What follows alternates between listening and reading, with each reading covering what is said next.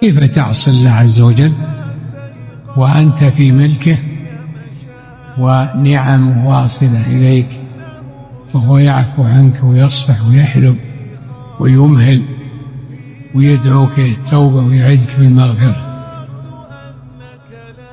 يستحضر الإنسان قبل ما يباشر المعصية، والمعصية هي المخالفة لأمر الله تعالى ورسوله صلى الله عليه وسلم، يستحضر رقابة الله عليه وأنه في قبضة الله وفي ملكه، لن يستتر منه أن لا يراك الله حيث نهاك ولا يفقدك حيث أمرك، لا يفقدك من المسجد وقت الفريضة ولا يراك مع أهل اللغو والباطل،